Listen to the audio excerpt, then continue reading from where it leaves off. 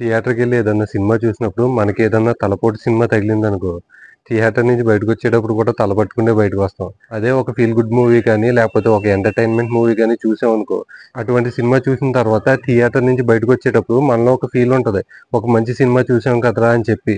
అలాగే థియేటర్ నుంచి బయటకొచ్చిన తర్వాత కూడా ఇంటికాడ కూడా ఆ సినిమా గురించి మనం కొంచెం డిస్కస్ చేసుకుంటాం. ఆ సీన్ ఎలా ఉంది? ఈ సీన్ ఎలా ఉంది?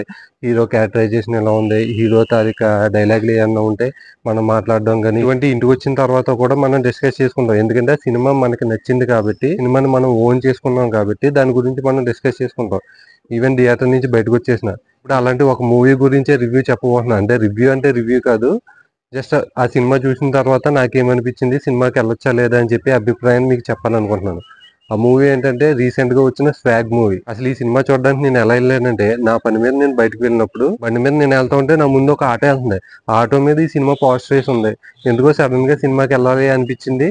సో, థియేటర్‌కెళ్ళాను ఈ సినిమా చూడడానికి. అంటే అప్పుడప్పుడు నేను అనుకునేవాడిని, సినిమా వోళ్ళు ఏంటంత ప్రమోషన్‌కి ఖర్చు పెడతారో, ఎందుకు వేస్ట్ అని చెప్పి అనుకునేవాడిని. ఆ పోస్టర్ చూసే నేను సినిమాకెళ్ళాను. సినిమా రివ్యూలోకి వెళ్తే గనక, ఆ సినిమాలోని కథ ఏంటి, ట్విస్ట్ ఏంటి, ఇలాంటియి ఏమి నేను డిస్కస్ చేయను.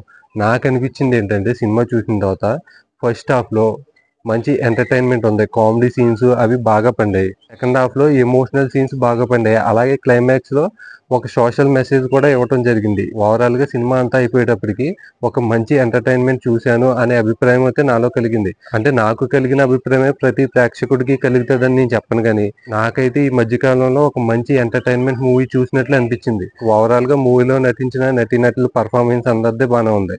ఎస్పెషల్లీ 'శ్రీ విష్ణు' ఈ మూవీలో 5 గెటప్‌ల్లో కనిపిస్తారో, ఆ 5 గెటప్‌లు కూడా బాగానే అనిపించింది నాకు. జనరల్‌గా పెద్ద హీరోల సినిమాలకి, ఈ చిన్న హీరోల సినిమాలకి వచ్చే తేడా ఏంటంటే, పెద్ద హీరోల సినిమాకి ఒక లిమిటేషన్ ఉంటది. సినిమా స్టార్టింగ్‌లో హీరోకి ఒక ఇంట్రడక్షన్ ఉండాలి. తర్వాత ఇంటర్వల్ బ్లాంక్‌లో భారీ ఫైట్ ఉండాలి. ఆ తర్వాత ఒక సాంగ్ ఉండాలి. ఆ తర్వాత క్లైమాక్స్‌లో ఒక ఫైట్ ఉండాలి. ఎందుకంటే ఆ హీరో తాలూకు ఫ్యాన్స్ అట్లాంటి సీన్స్ కోరుకుంటారు కాబట్టి, డైరెక్టర్‌లు, హీరోలు కాంప్రమైజ్ అయిపోయి, కథలో అవసరం లేకపోయినా అటువంటి సీన్‌లు ఇంజెక్ట్ చేయాల్సొత్తది.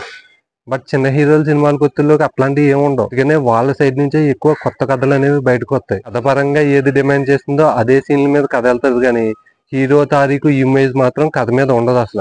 అందుకని ఈ మధ్య చిన్న హీరోల సినిమాలు ఏమన్నా వస్తే గనక భారీ విజయాలు సాధిస్తున్నాయి. ఎందుకంటే కథ ఏదైతే డిమాండ్ చేస్తుందో దానికి తగ్గట్టే సినిమా తీస్తున్నారు గానీ, హీరో తాలూకు ఇమేజ్ అయితే అందులో చొప్పించట్లేదు. అలాగే కొత్త కథలు చేయడానికి కూడా వాళ్ళకి అవకాశం ఉంటుంది. ఇకపోతే 'స్వాగ్' మూవీ చూడొచ్చా లేదా అంటే గనక, నాకైతే ఆ సినిమా చూసినంత సేపు ఎక్కడా బోర్ కొట్టలేదు. అలాగే మంచి ఎంటర్‌టైన్‌మెంట్ కూడా ఉంది సినిమాలో. ఒకసారైతే తప్పనిసరిగా చూడొచ్చు.